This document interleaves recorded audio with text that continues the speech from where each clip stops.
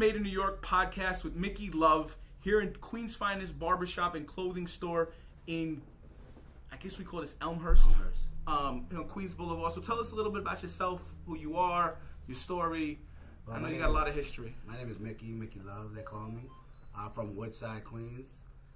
And I've been cutting hair since I was 16. I'm 42 now, so what's that? 15, 20 years, 25 years? Yeah. Something like that, whatever. And started a clothing brand because I wanted to represent. It's all about representation. That's it. And that's pretty much it. It's my life. All I do is cut hair and make shirts. That's it. And now in the promoting game, I don't even know how that happened. So let's talk about that. So you started cutting hair at 15. Pretty much, yes. At what point did you open your own shop? Because you've had a couple of different shops over the last... Yeah. But where it really started, the base was my mom's basement. Okay. Like, we turned that into a little one-seater barber chair, and it happened to be... It made history, bro. I was a part of Queens history, believe it or not. I was that dude. There was no other barbershops in the hood, and I just took it over, and I stayed there for a little while. Then I decided to get my license and go and start up a new shop, a real shop. And I jumped in somebody else's shop, and then they gave it to me because I was the one that took it over. And then got in trouble, started another shop, got in trouble, started another shop, and that's where I am here. So at what juncture did you figure, all right, you know what, I want to more so brand and show love to Queens, and how did the clothing line come to be? Well, believe it or not, it started as a, I always say this, I always tell this story. It started off as a car club. Okay. My car got stolen. It was a dope car. So I always thought after that, I was like, maybe if I had a team or a crew or a sticker on my car that was a part of back then was car clubs. Mm-hmm. So back then I was like, let me put a sticker on my car. I don't know what to call it. I made a Q, Queens Finest. Fuck it, let's do it. Brooklyn's Finest, Biggie Smalls and what's Jay-Z? Jay-Z. So I said, you know what, that's a dope name, Brooklyn's Finest. Let me do Queens Finest. Uh-huh. And that's how it came about. So that I started putting the stickers on. We did a car show, and I said, let me make shirts for this car show so we can represent. Mm-hmm. Instead of stickers, fuck it, let's just all represent. Yeah. You don't mind I'm cursing, right? No, I curse all the time. All right. And, I appreciate it. And so when I made the shirts, my whole hood was like, yo, I want that shirt. Uh-huh. Then that my hood, then another hood started like, I want that shirt. Then people out of the state that come from Queens like, I want that shirt. And that's pretty much how it all started. Yeah, no, I mean, for me, right? I won the contest, by the way, the car show, by the way. Yeah? So when was this? That was in 1998. Okay. So you're like almost 20 years strong just on the clothing side. You know what? I'm going to do a party, 20-year anniversary. Yeah, you're right. There you go. That's perfect. That's a good reason to throw a party. You should take it back to the first shirt. I'll do that. I have the logo. It's that logo right there, actually. Yeah. Do a 20th anniversary. Yo, thank you. That's just marketing. No, I always do an anniversary party, but now it's 20 years. It's like, shit, that's 20 years. Yeah. It's perfect. So, when you started, right, obviously you did the shirt. Now I look around, and every time I'm here, there's always a ton of different designs and so on. Yeah. Did this come later, or was it like, did you just like rock with this for a while? I rocked with that for a little while. Mm-hmm. Then School of Hard Knocks, they did the Queen 7 shirts. Right. Like, they were first. I bowed down to them. I had to pay homage all the time. And I said, damn, they have a nice script, logo. And I remember that. So I was like, let me come up with something like it, but I couldn't. There was nothing I couldn't even compete with that logo. So I just said, let me just come out with something else. My partners at the time were like, let's do this and let's do that, and that's how they all came about. Like, the bathroom is my office. Mm-hmm. When I'm in the bathroom, bro, my mind is going like in 100 miles an hour, and I'm thinking of so many different things. Mm-hmm. And that honestly is how I come up with a design. Or when I'm cutting hair. When I'm cutting hair, I'm daydreaming. I shouldn't tell my customers that though, but I'm daydreaming about design. We can cut this. Nah, that's fine. I don't care. They're cool. My customers love me. And I daydream. I really do. I daydream. If somebody says something that has to do with Queens, or I hear something on the radio, I'm like, damn, I got to put that on the shirt. Mm-hmm. Or somebody will tell me an idea, and I'll run with it. I'll just, put my senses into it. Right. And that's how I do it. And there's not many there's not many brands that rep Queens. Like there's a few. Now there is though. Well now you could do a short run on, small budgets and sell stuff on the Instagram. Yeah, I need a website. That's what I do need. I'm too lazy and probably too frugal. So you just gotta Cheap. go to No, I have it.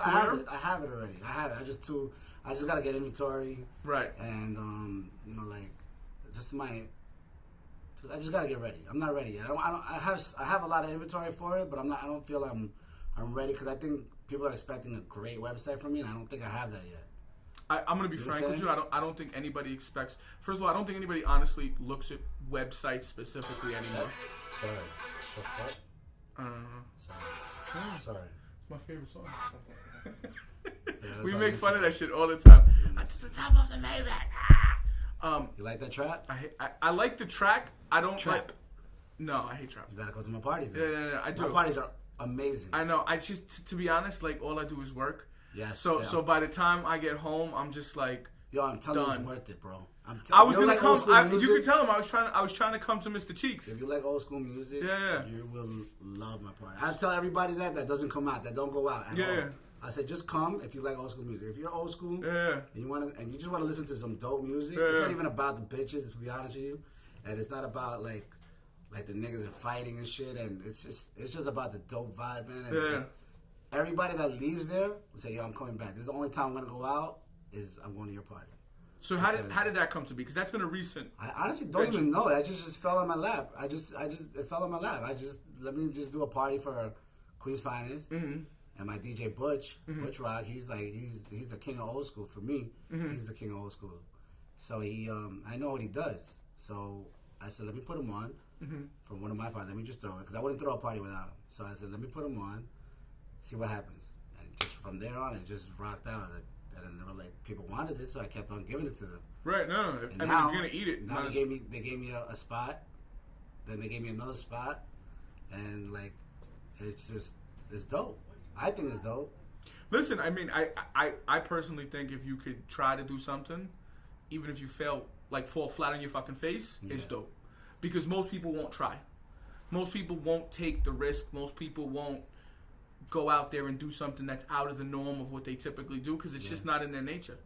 And that's why most people aren't successful.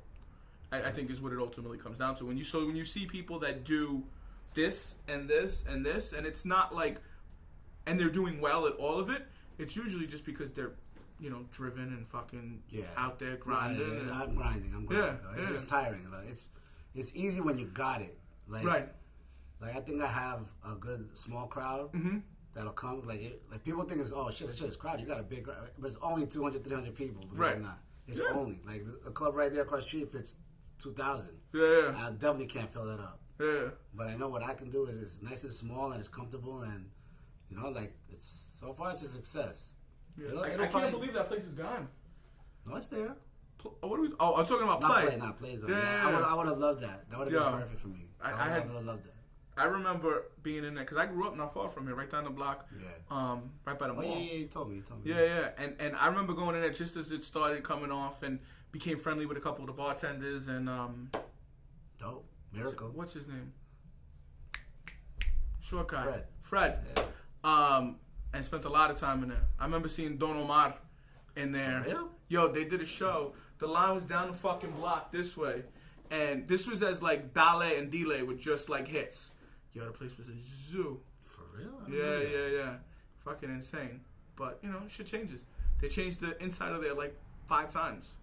Yeah, that's crazy. I don't remember that. Yeah. They had the smoking. The inside was used to be smoking, and then they cut it up.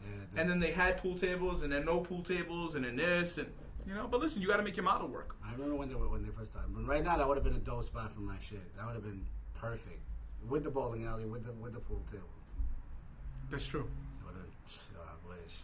They just closed it right on time for my parties. Yeah. But anyway, that's pretty much it. That's how it all started. I still don't know how it started. It just fell on my lap. It's just one of those things. So born and raised in Woodside. Yeah. And this is a question that I've actually asked other people. So 42 years you've been here your whole life. Yep. Do you see yourself dying in New York? 100%. Why? I have chances to move. I had chances all my life to move, especially to Florida. That was my my first move. I was gonna go to Florida, anywhere, but I just can't do it. I don't know why. It's in me. I bleed. Not even just Queens. I bleed New York. Like everything about me is New York. So one of the people tilted a little bit. Right? You always it's never straight. Yeah.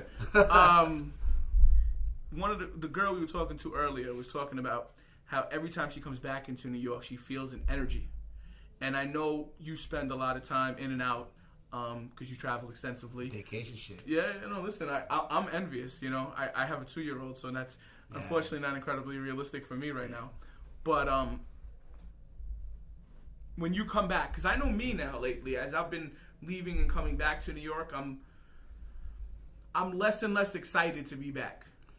Like, I like the quiet of the country. I like the quiet of the woods. I like that. Yeah, I understand what you're saying. My girl's like that. She's a beach bum. She likes the beach. Right. And I care less about the beach. I care less about the fucking beach. Like, anywhere I go, like, I just got to do something from that state or country. Like, whatever they do is special. I just got to do it, and I'm good. I can leave. I'm going home. Do it the first day. Yeah. And, all right, I'm good. I can go home. Yeah, I can't sit on the beach all day. I don't know how people do it. I need something. I get like my ADD kicks in. And I need something to do. You know how everybody says, "Yo, I don't want to leave. Yeah. Or I'll stay here forever." And nah, I can't do it. I can't. I get too tired and anxiety. I'd be anxious to come home. Do you feel that when you're in New York? You know what it is? I'm a workaholic. Okay. So like everybody knows. Well, my Tuesday customers know if I'm not here, if I'm on vacation, they're praying I'm gonna make the flight home. Because I got to be here on Tuesday morning, right? Like when I open 9 o'clock. I got to be here. That's why it's always a dedication. Because even if I have 10 customers, I got to be here for those 10 customers. I got to be here for them. Right. Yeah, because then you ruin that. They're going to, they'll tell another person, yo, he fucked up. Don't even go there. Yeah. He fucked up. Or whatever it is. Yeah, no, listen, especially if you're busy and you can't get somebody. Yeah. Like, so 20 plus years in the haircut and 20 years in clothing, what's next? Shit. Because you don't seem like a dude that's just going to be like, all right, I hit my number, I'm good, I don't need to work anymore. No, I mean, like I said before, even if I hit $1 million in the lottery, I'm still going to cut hair. Everybody say, yeah, all right, whatever. But I don't know anything else. Mm-hmm. I know the club thing now, but that's not forever either. One fight could fuck up your whole career. Right. Somebody gets stabbed. Something, I don't count. That's a hobby. The clothes, believe it or not, is a hobby too. But I could always fall back on it. Mm-hmm. I could always fall back on that. And what do I see doing if I don't cut hair? Shit, I don't know. I've always been a hustler, so I don't know. You'll find something. I'll find something. Yeah. So, like, you have now a couple of different... I'll go into real estate. Listen, if you can do this, I can sell a house. I'll hire you. It's all good. I could. Yeah. I mean, listen, at the end of the day, my business isn't difficult. It really is just about engaging with people, and because of technology, like it's now about more than ever just being real. Yeah, but you got to get the gab though. You know how to talk. That's true. I don't. Yeah. I can hustle, but I don't know how to talk to people. I'm really nervous. Mm-hmm. I stutter and shit, and I'm not really good at communicating. My girl says, what's the word? Antisocial. I don't think I am. I never got that impression from you. Yeah, whatever. Whatever. So, looking back, like, and everything that you've gone through to this point, knowing what you know now, would you do anything different in your journey? Well, Dad, I don't even know what to say about that. That's a good question. Well, I sold drugs. Mm-hmm. I sold drugs, and and it's kind of stupid, but I did it wrong. Mm-hmm. I did that hustle wrong. It was so easy that, like, right with that question and that aspect, I would do it so differently. Okay. Because I don't regret it. Right. To be honest, I regret losing my family. I definitely do that because I went to jail for a long time. But I would definitely do that differently so I could have money at the end if I ever quit or I do get arrested or whatever. Uh-huh. But that's the illegal way. Uh-huh. The illegal way. But legally, like the barbershop, no, I don't think I would do anything different. I love the way it came out. Like, even if it's not busy, I'm happy. Mm-hmm. No, I mean you got a great space here within something that wouldn't typically It's cool. be considered. I mean, it's cool. Not a barbershop, but it's cool. Yeah. It's different. I mean, and it ties to what really originally brought you, which is the car theme. Yeah. And I've been coming here to Speed World since when I got my first car, 16. Wow. When I first started cutting hair, I got my first car. Yeah. I could afford it, a little Volkswagen Rabbit. Yeah. But ever since that, I've had multiple cars, and I've been coming here since I was a kid. So we have a rapport. We have a good relationship. The guy knew I needed somewhere to go. He said, "Just come on, you're family. Let's do it. Let's come over here and let's build you, and you can help us at the same time." And it works out great. That's how it is. It's like it's not what you know; it's who you know. That's the 100% what life is. Bottom line is not what you know, it's who you know. Absolutely, without a doubt. So, with all the designs you've done over time, do you have some favorites? The 7 train is my favorite. Okay. Because that represents first of all, it's my station, 46th Street Bliss. Okay. So that's my favorite. Oh,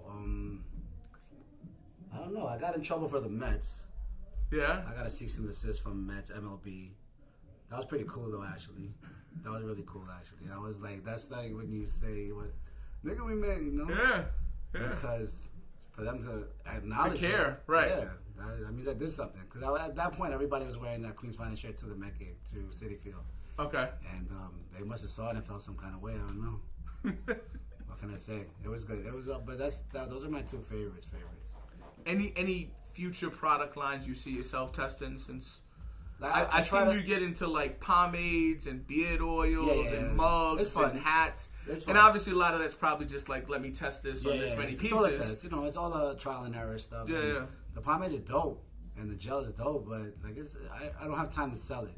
I mean, when I get the website, of course, but I don't have time to push it and like try this and right. So like it'll get there. So I'm not in a rush. So you don't care. Yeah, I don't care. know it'll happen eventually. Yeah. I mean, if it doesn't, it doesn't. It was a trial. Right. People try and like I have designs that didn't work. Like I got boxes over here somewhere with a bunch of shit that didn't sell. All these shits didn't sell. So like eventually it will, but it should have sold out. You know That's true. Like it should have been gone already. And do you do you like redo designs? Yeah. When like for example, people want the Mets, and I'm Metsed out. To be honest, I made so many of the Met shirts after I got the cease and desist. I changed the design up, and I sold so many that I don't think I can sell anymore. I sold all the Queens. You know what I mean? Like, what are they gonna buy another one? Yeah. You know. So, yeah, there's a strip club going on right now. Yeah, no. That's changed. I remember that was what was that, like a decade ago? That was a regular club. What was it called?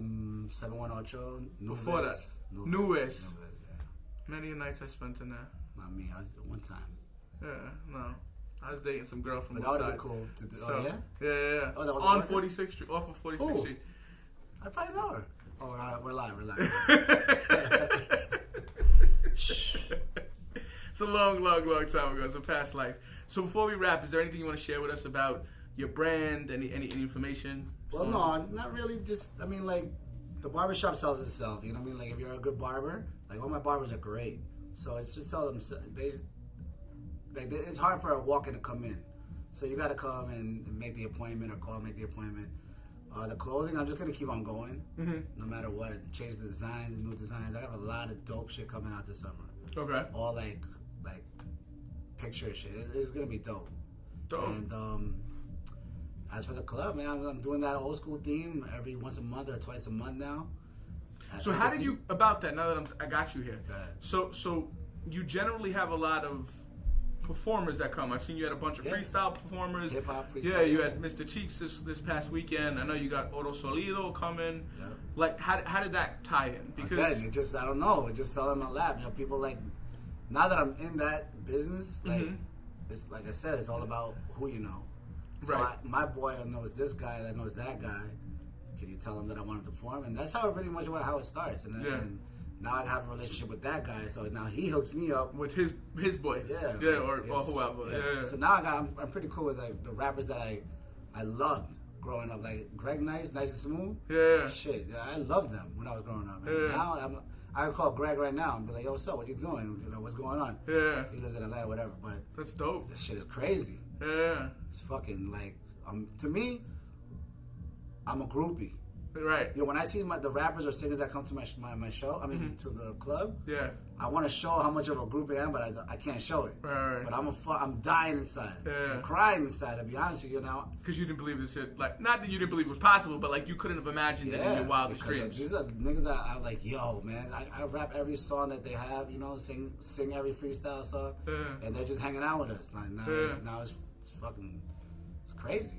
It's like nowadays kids, like if they see Drake and they're hanging out with Drake, right? To them, Drake is huge. Yeah. That's how it was for me. Yeah, I mean, I swear, like I really wanted to come to the Mr. Cheeks thing. It's just, it's dope, man. New spot too. It's really cool. It's really I've been there too back in the day. I mean, that's been a million different things. Allure and Soel. That's Soel. Yeah. But you know, all these Queens clubs, they're all the same. Yeah. They all change. But that's the thing. That's what we're trying to do. We're trying to do something different. Because all the Queens clubs have all the new hip hop. Right, and which is horrible. Well, it's a new era, so you got to run with it, But for me, I'm just leaving it back there. I'm leaving it in the past, and hopefully everybody from the past want to go and enjoy it. And it's kind of dope, man. It's really cool. That's dope. It's really cool. But that's about it. Cool. Well, listen, I appreciate you taking the time. I know it's a late evening, so thank you. And this will be up in a couple weeks. Good.